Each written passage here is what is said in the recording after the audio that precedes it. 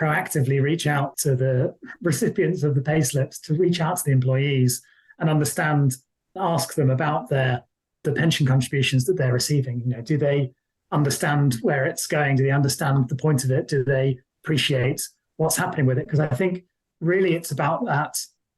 If they can help the staff and the employees sort of understand and value that line in the payslip, and it's the first step to making a positive change.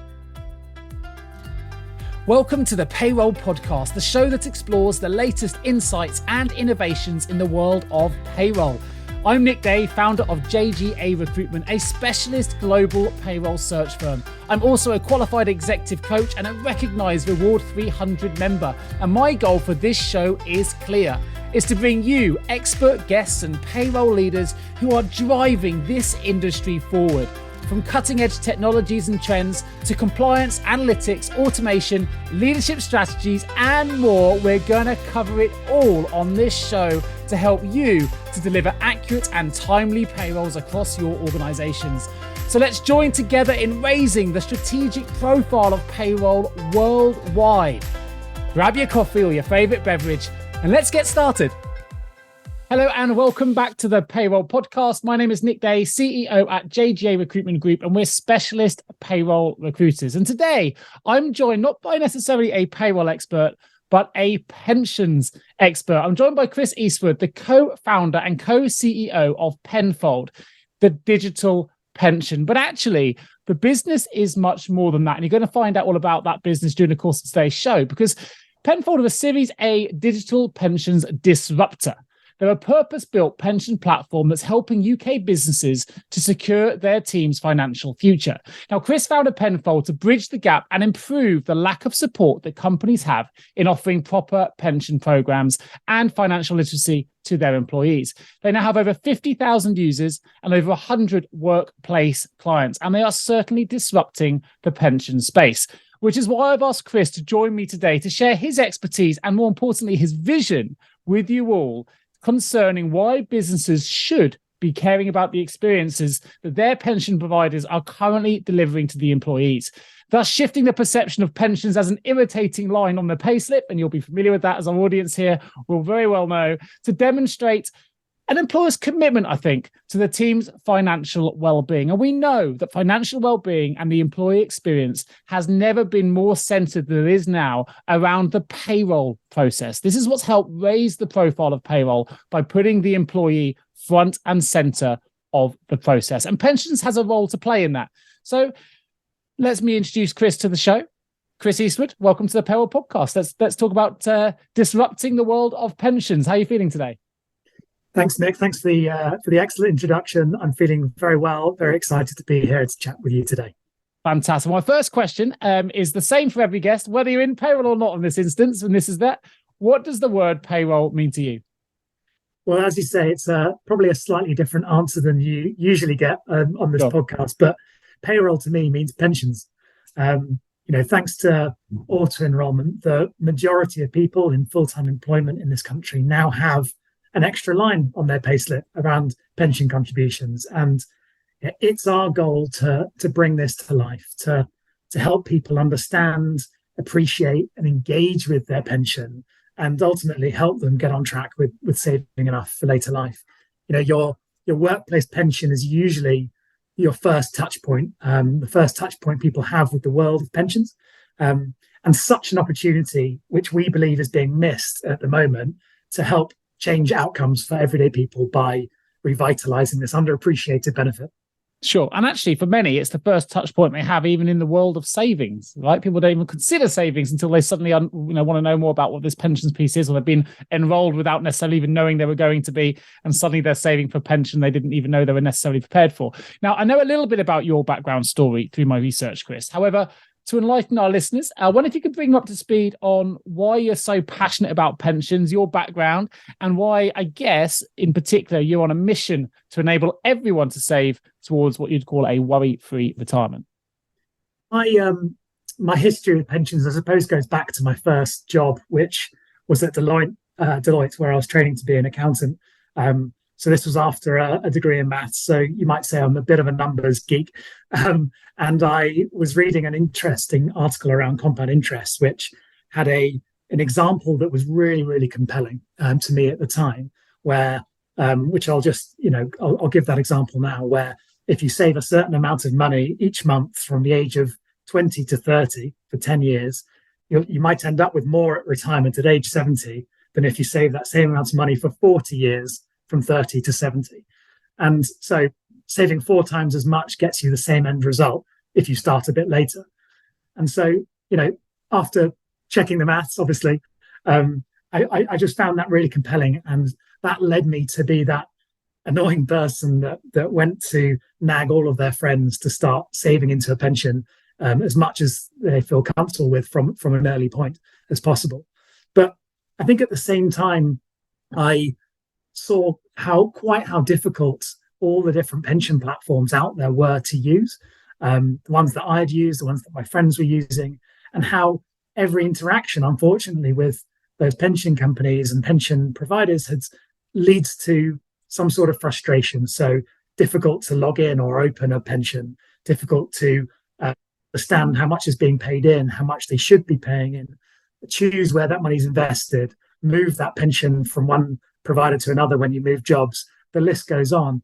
And I think, customer support, trying to get through to someone when you don't understand something, all of that stuff is difficult with an industry that unfortunately hasn't quite kept up with the progress of technology over the last 10, 20 years. So, those two examples really summarize for me the big problem that we have in the pension savings market, where number one, people don't understand the powerful benefits of saving for later life through compound interest, yes, or the tax relief that's available.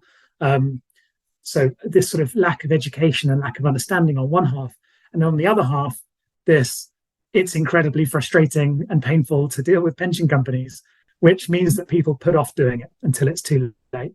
So those two problems lead to this big societal issue that ultimately people aren't saving anywhere near enough to be able to support themselves when they want to stop work. According to the Pension and Lifetime Savings Association, the PLSA, 79% of the UK population is not on track for a comfortable retirement. Department for Work and Pensions also has a stat that 62% of people over 40 expect to work well into their sort of beyond their retirement age. And look, that's a problem that we want to solve. So, after moving through a couple more jobs in my career and seeing this problem for a few more years, I went for a beer with an ex-colleague of mine from Deloitte and got talking about pensions, where, Pete Hyken had set up the workplace pension at his employer and seen quite how difficult that was as an employer to set it up, but more importantly, how little any of the staff really engaged with that benefit, and consequently the bad financial decisions that they ended up making. And we could see a better way in our minds to use modern technology to help educate people and help people understand the pensions, but also make all of those touch points with a pension much, much easier and remove all that frustration, and thereby help people really engage with their pensions. So after that evening, we sent an email to each other the next day saying, you know what, we should do this thing, and jumped in to try and save the world of pensions. Here we are. Fantastic. There's a couple of things that ring true for me listening to that response. First is around the world of pensions education. I mean, I know as a business owner here, I get very little literature through to me, and you have to go and find the information. It's very rare that you see something coming to you that explains anything around the world of pensions, which I think is surprising. So clearly there's a gap there that and more needs to be done around pensions education from the government or whoever the powers may be. But I don't know the stats, you may know it, but you mentioned there about the difficulty in moving a pension. Now, I work in the world of recruitment, so I know firsthand how often people change jobs and the complexities around trying to locate a pension or shift a pension. And if my understanding is correct, there's a significant sum, I won't even pretend to know the numbers, of pensions that actually exist that people can't even find or access, that are just sat there waiting for people to sort of claim they've started saving, they've lost track of who it was with, they've moved on to another provider and almost had to start again. So that also tells me that there's a real issue here, because people are trying to save and sometimes lose the money that they've even started saving. I don't know if you know the numbers around that. £20 billion. And I think which is a shocking number. And actually, I think has increased now. I saw a stat recently, it may even be £28 billion. Pension pots that have, as you say, the details have been lost because the platforms are hard to use. The paperwork is either lost or impenetrable, and so people move 3 or 4 jobs throughout their career, and there's a couple pension pots sitting there from 5 or 10 years ago that are forgotten about, and so that's a huge amount of money. You put that in the context of cost of living crisis and everything this day and age. So it's a huge problem, and I think it leads to this. It stems from this thing that sometimes people don't view this pension as their own money, and that's entirely due to this sort of opaqueness of the industry and the lack of visibility of pensions, purely through it being a number on a piece of paper you get once a year. People don't associate it with, this is a savings pot for you that you own just like any other, and so I'm sure people wouldn't be leaving ISA balances lying around and losing quite as much as they do with the pensions, but unfortunately it happens. I mean, 28 billion. Wow, that's a significant sum. So look, if we link this to the world of payroll, which is something that I'm fully immersed in and understand, we see the world of payroll evolve pretty quickly. It adapts to change pretty quickly. It's at the moment, we've seen technology companies in particular from Silicon Valley and beyond suddenly see the payroll space as something that should be invested in. It's ripe for transformation. It's ripe for automation. It's ripe for innovation. Right? And we're seeing the payroll industry move very quickly recently, particularly post-pandemic. And we've seen new career pathways open up and people have to update their skills and so on and so forth. However, and my experience is limited, so please bring me up to speed. But from what I've experienced so far and what I've seen in the market, I haven't seen the same level of innovation, development, advancement, evolution, even in the world of pensions. I feel like pensions is almost falling further and further behind. We're still living in the chit chat of, auto enrollment being a relatively new thing, which of course it isn't anymore because there's a lack of understanding. So, I mean, maybe I'm incorrect. It's not an industry I'm as immersed in as I am in the world of payroll, but I wonder if you could, if my assumption is correct, and if it is, why it is being left further and further behind. Yeah, your assumption is bang on. And I think this stems to the point I was making around the frustrating user experience around pensions, is that the world of pensions has been underinvested from a technology point of view for a long time. And I think auto enrollment, when it came in, was a fantastic piece of legislation that has got so many more people saving into a pension. But really, the providers that launched at that time were helping businesses comply with the new regulations that were coming in. So really, it was all about getting the staging dates right, making sure that the contribution levels were okay, making sure that these new obligations that an employer had to satisfy were being satisfied. So it was compliance led from a business, not employee savings, well-being led. And that's the missed opportunity. And I think because there was such a boom in the number of companies that were launching a pension scheme due to auto enrollment, there was a lot of business and a lot of work that had to be done to keep up with that scale of growth from an employer compliance perspective. Yeah, makes sense. That next wave of investing in the technology to improve the end user engagement hasn't yet happened. And quite frankly, the solutions that were built when auto enrollment came in are now quite old. And modern technology has the opportunity to make that experience even better for payroll professionals and employers. Yeah, that makes sense. I also, again, only from my limited level of understanding and reading, but I understand even for those that have enrolled into auto enrollment, it doesn't necessarily mean that they're saving anywhere near enough for their financial future. So to a certain degree, they either may do something else or makes the whole impact relatively redundant if it's not going to give you enough to secure your future anyway. So I'd love to, what are your thoughts on that? It's been successful in the sense that people have more pensions, but if it's not going to give you the vehicle to survive well enough in retirement, what's the point? It would be my question.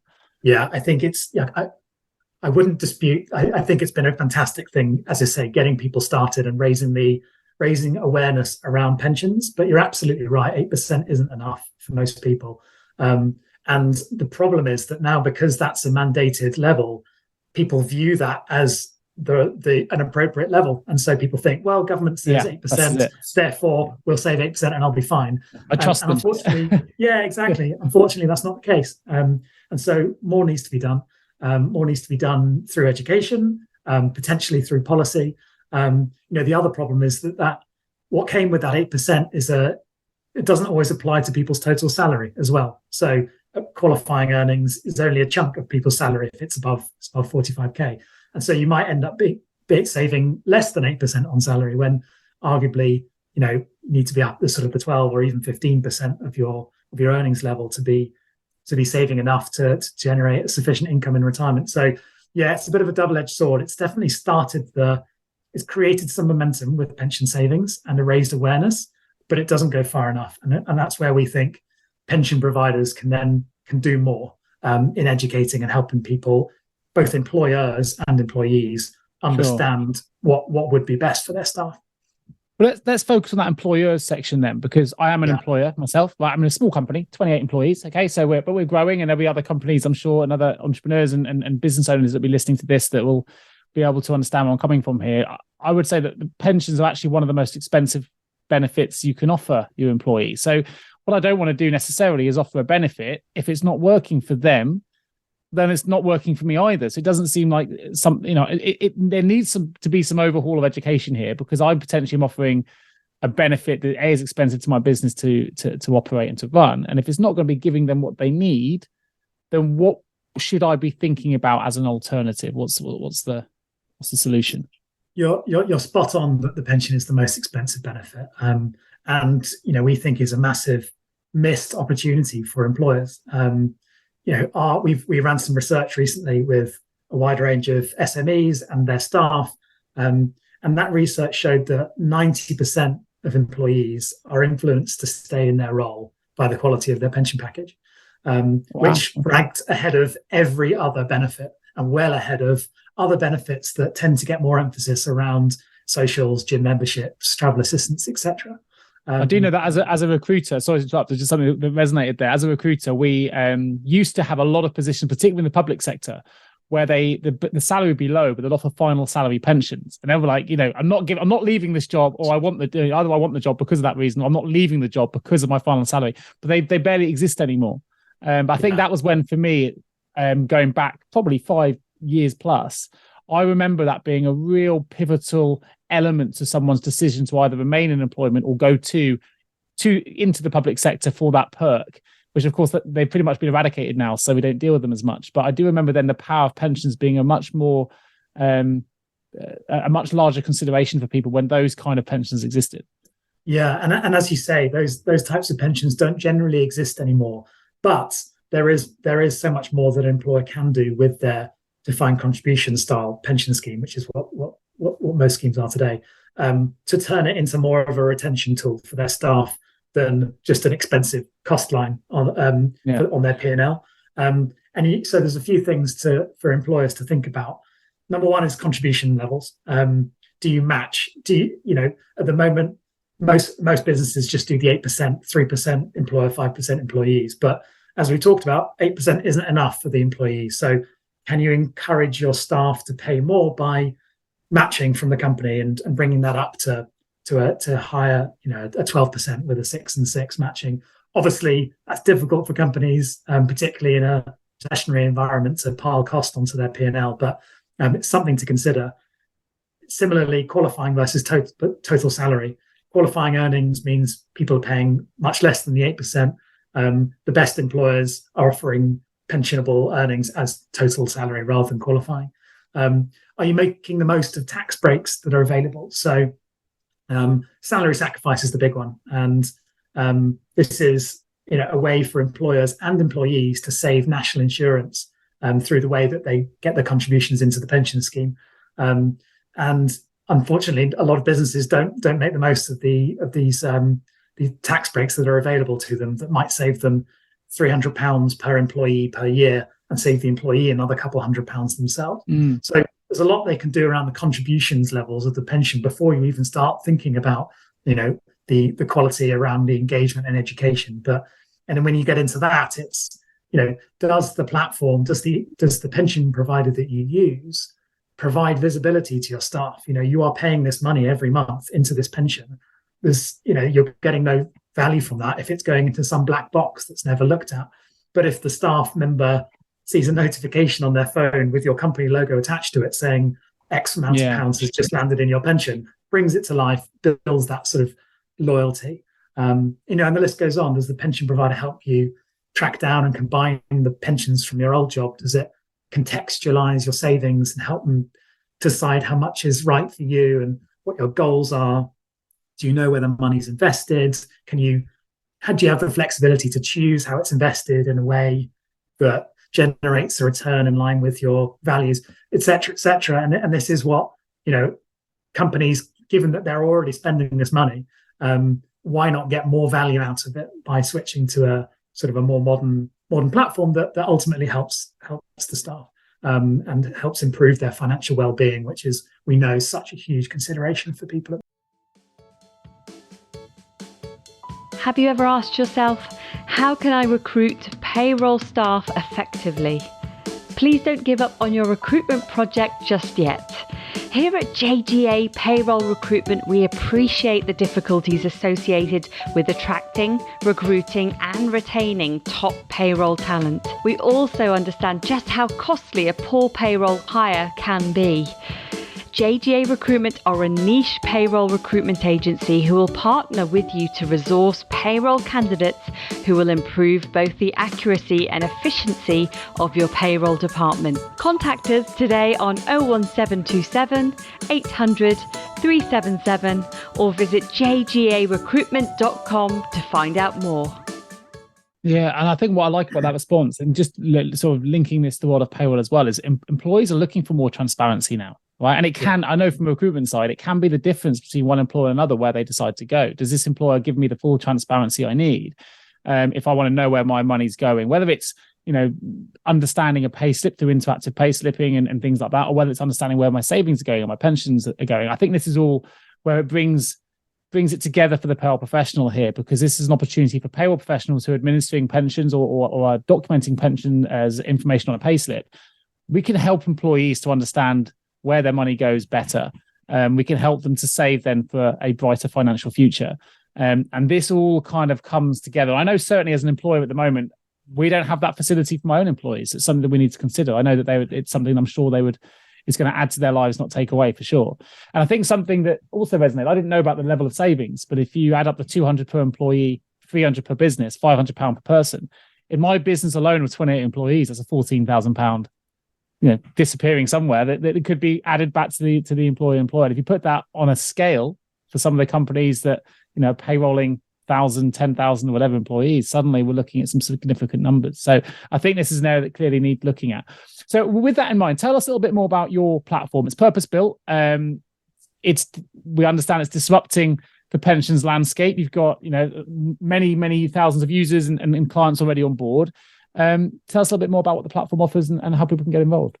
Fantastic. So, Penfold is a modern digital pension platform that helps customers get on track with saving enough for later life. And really, we're super focused on solving those two problems I mentioned earlier around lack of understanding and painful user experience. So we use technology to remove all the friction from all those elements of pension saving, whether it's paying in, transferring, investing, understanding where your money's invested, engaging with the companies that your pension money is invested in, even, and voting on their company AGMs. All of this stuff that brings that that money that's being saved to life and helps people keep their pension savings sort of front and center, helping people understand the benefits through our education programs and our training sessions of starting to save from an early point and the tax breaks that are available. So really, from the start of Penfold's journey, we've really focused in on that end customer. We started off life as a pension for the self-employed, funnily enough, so not touching the world of payroll at all initially, because we really wanted to focus on that end user experience first of all, but also the self-employed was where the problem of not saving enough was at its worst at the time. 5 million self-employed and only 14% saving for later life. But pretty soon, we moved on to the next challenge, which is the workplace, where, as I say, most people first get their pension for the first time, and really is the sort of engine room for pension savings. So we took that end user experience that we know was helping people understand their pensions, helping them save more, getting them engaged, and coming back to the platform multiple times a month to really understand how they're doing, and took that to businesses. So for small, medium-sized businesses, principally, who have been using platforms that they're not getting the most out of for a few years since auto-enrollment, and helping them switch to a more modern scheme that provides a better result for their employees, but also is easier for them. And particularly, this point is probably interesting for your listeners around, the administrative side of pensions for the employers and their payroll teams and payroll professionals. So there is a pain point for getting payroll pension data, pension contribution data from payroll into pension providers.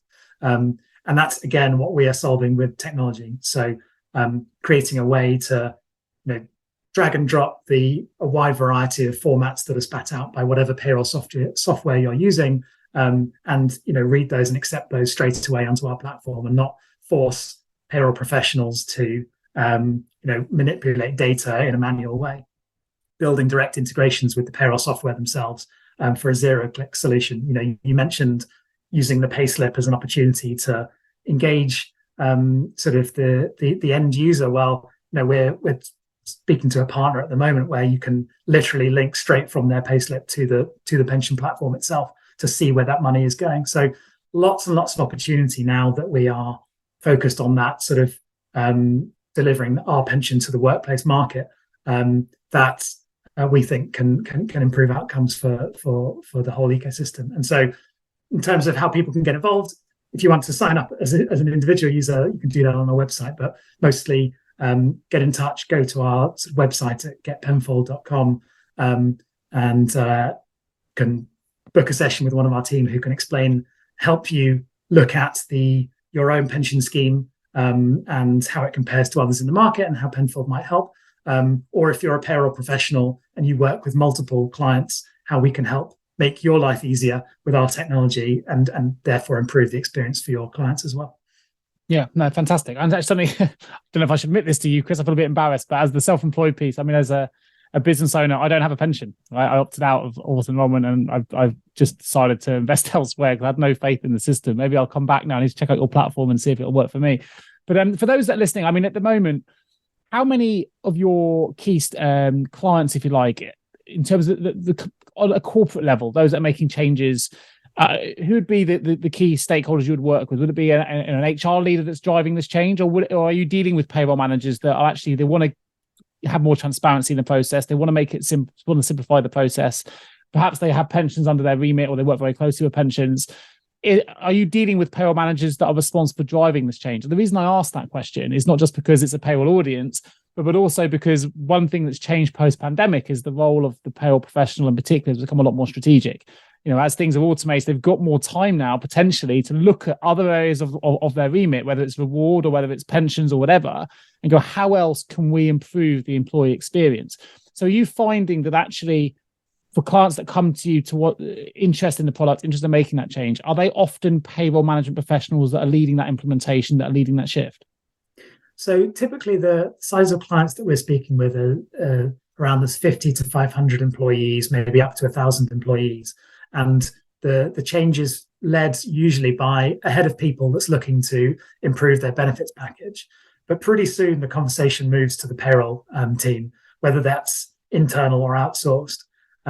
Because, obviously the value for the end customer is the main thing that we're trying to the employees is the main thing that we're delivering. But there's a lot of help that we deliver to those who are administering the pension by making their jobs easier through our technology and providing sort of responsive account management, people on the end of the phone to help resolve issues, help resolve changes in the payroll system when setting up things like salary sacrifice. So there's a lot that we do that makes the payroll departments and or payroll professionals on an outsourced basis that makes their jobs easier. So I think where it might not be the principal sort of way in to companies, it's certainly a key factor in businesses that are switching to us. I think as we go and reach larger and larger employers, we'll start to see what you've just described, where it's being led by the payroll teams themselves, who have more of that strategic role. Yeah, that's good to know. I think I can see this, why this would be appealing for payroll professionals to get involved, and maybe they can be the first champions of that change. We know that the UK at the moment is living through a bit of a silent savings crisis. I think you mentioned, is it 79% are not on track for comfortable retirement? There's imagine pretty soon probably the retirement age is going to go up in the UK as well, which in a one way is good because it gives them more time to save for their retirement potentially, but it's another consideration to think about. But interesting, when I look at your website prior to this interview, and I was doing my research, you seem to have a very optimistic view on the savings space, and you said, we are preparing for what is a very bright future at Penfold. So where does that optimism come from? Is this because you're hoping everyone's going to come to the platform, or is it broader than that?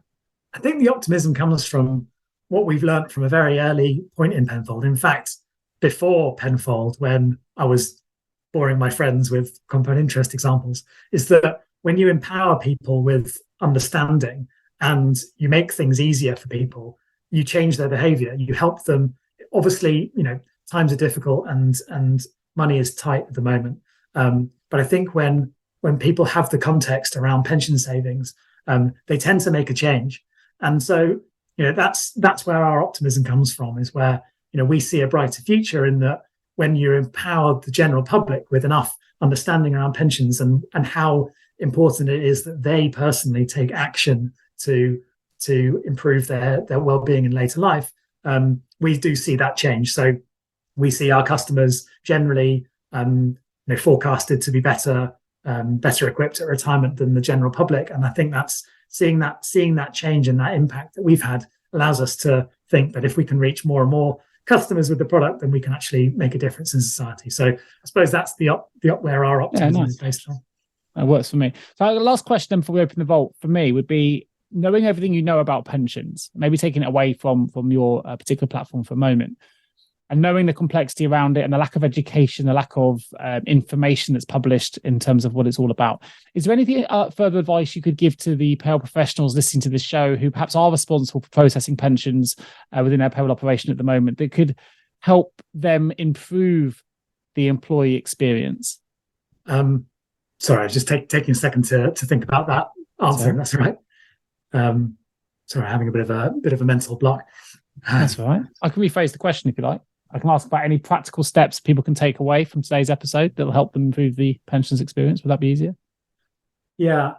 I guess what I'm angling at here is, A, I want to center it back to the world of payroll and give them an actionable step. But B, if there's a communication breakdown, is that something that payroll can take on themselves and say, you know what, the first thing we could do is work on an education piece, actually inform our employees, take a more holistic approach to it, rather than being responsive and operational and administering. Actually, we can be proactive and we can inform and educate. That's probably what I was thinking about in terms of the way the question was phrased. Makes sense. Shall I just dive in, or do you want to ask it again? I'll ask the question again, then it's easier for the editing. Yeah. So Chris, last question before we open the vault. What can payroll professionals do? Maybe there's an action they can take immediately after listening to this show if they're responsible for pensions under their payroll remit at the moment, and they want to make the experience better for their employees. Maybe it's a response that's not related to your platform necessarily, but just the world of pensions that can improve the overall employee experience. Is there anything you can suggest? Yeah, I think step one really is to proactively reach out to the recipients of the payslips, to reach out to the employees and understand and ask them about their, the pension contributions that they're receiving. Do they understand where it's going? Do they understand the point of it? Do they appreciate what's happening with it? Because I think really it's about that.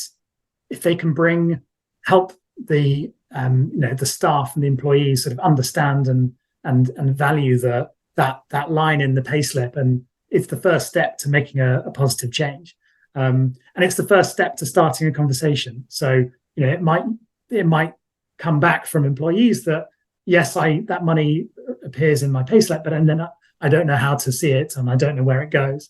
And so that will be the first indication that maybe a change needs to happen, that payroll professionals can then feed back to the rest of the organization around there being a missed opportunity here, around some value that's sort of disappearing. So I would say step one is talk, reach out, take a straw poll of staff to see their attitude towards the pension contributions, and and how they're feeling about their current platform that they use, and keep an open mind as to what could be possible out there. Sure, and I like that. It links to the strategic importance of payroll, right? Not just being reactive and administrative, but actually being proactive and looking at data and understanding, where it's working, where it isn't, and informing them with new education. I should mention actually your website, which I know you mentioned a moment ago, which is getpenfold.com. There's some brilliant resources there for people that want to find out more about pensions education. So even if you're not going to the platform, you want to take advantage of some really good resources that talk about pensions in terms that we can all understand, which you may want to use to then communicate to your own employees within your payroll operation. Do have a look at that website and check those out. So we're going to open the vault. 3 short, sharp questions for you, Chris. First question is this: one piece of advice you would give to someone working in payroll right now? I would say I would have a look at the new providers coming into the market. We're speaking with a load of really interesting cloud-based payroll providers who are very forward-thinking in how the payroll process can be run, and particularly how to use payroll and payslips to engage with the end customer. And so have a look at what's out there in the market and see if you can take anything from what some of those new entrants are doing back to your organization. Fantastic. Question number 2. I'll add the word pensions into this one for you. If you had the power of foresight and you could change the entire payroll and or pensions industry with one action or improvement, what would that action or improvement be? Be a standardized file format for getting payroll data, pension contribution data from payroll into pensions. And this was tried with PAPDIS.